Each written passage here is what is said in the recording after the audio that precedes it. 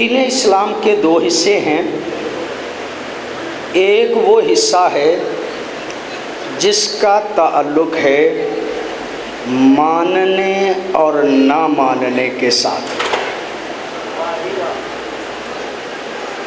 एक हिस्सा वो है जिसका ताल्लुक़ है मानने और ना मानने के साथ। एक हिस्सा वो है जिसका ताल्लुक़ है करने और ना करने के साथ।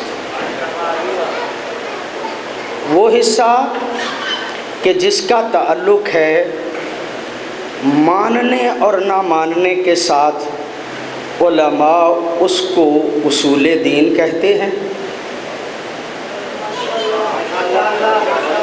और वो हिस्सा कि जिसका ताल्लुक़ है करने और ना करने के साथ, उसको फ़ुरूआत दीन कहा जाता है। उसूल असल की जमा है, फ़ुरू फ़रा की जमा है। असल बुनियाद और जड़ को कहते हैं और फ़रा शाख को कहते हैं। पूरी तवज्जो है आपकी। मैं जुमला आपकी खिदमत आलिया में अर्ज़ करना चाह रहा हूँ। उसूल वो हैं जिनको जड़ें कहते हैं, फ़ुरू वो हैं कि जो शाखें हैं। जड़ें नज़र नहीं आती, आपकी तवज्जो है यहाँ में। जड़ें वो होती हैं जो नज़र नहीं आती। जो नज़र आती हैं वो फ़ुरूआत होते हैं, वो फ़रा होती है। जड़ें नज़र नहीं आती। इसकी जड़ें हैं या नहीं, इस बात का पता चलेगा अगर उसकी शाखें हैं तो। अगर शाखें ही नहीं तो जड़ें हैं या नहीं इसका तो पता ही नहीं चलेगा। कोई बंदा कहता है मेरा अकीदा बड़ा पक्का है, तो अकीदे का ताल्लुक़ तो जड़ों के साथ है ना, वो तो नज़र नहीं आएगा। अगर उसकी शाखें नज़र आएंगी तो पता चलेगा अकीदा है। नारे तकबीर, नारे रिसालत, नारे हैदरी। मैं समझता हूँ बहसियत तालिब इल्म,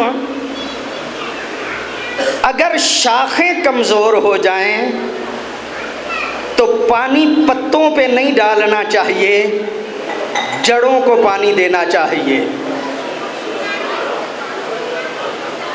अगर कौम बदअमल हो जाए तो उनको बदअमली की तबलीग, बदअमली के हवाले से तबलीग करने की बजाय उनका अकीदा पक्का करना चाहिए।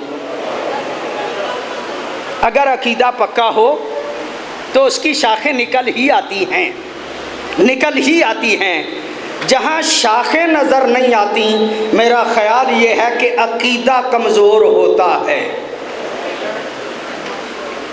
मेरी बात अब तक पहुँच रही है?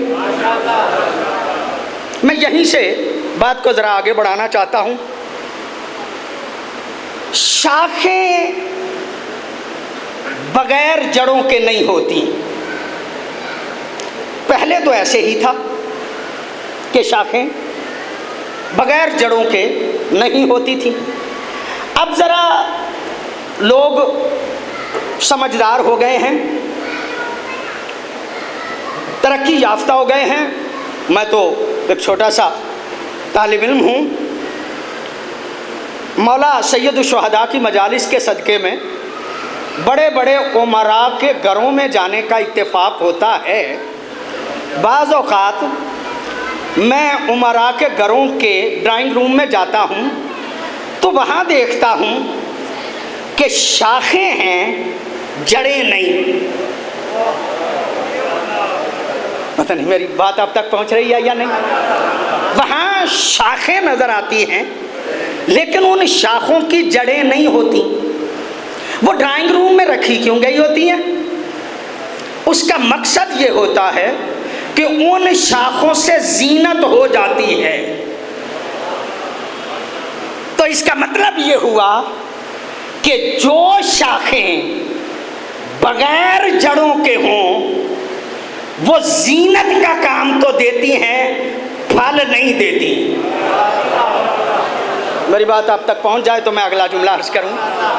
ऐसी शाखें जो जीनत का काम दें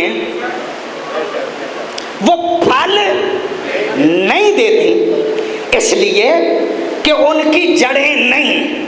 इसका मतलब ये है कि जड़ों के बगैर कितने भी अमाल कर लिए जाएं, बंदा जन्नत में नहीं जा सकता। मेरी बात आप तक पहुंच जाएगी।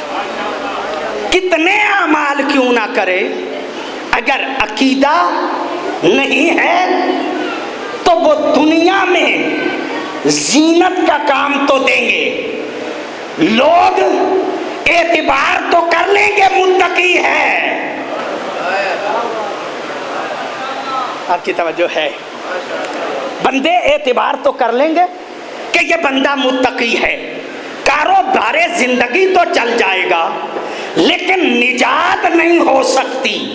अगर निजात चाहते हो तो अमल ऐसे होने चाहिए जिनकी बुनियाद में अकीदा मुस्तहकम हो। आपकी बात पहुंच रही है। मैं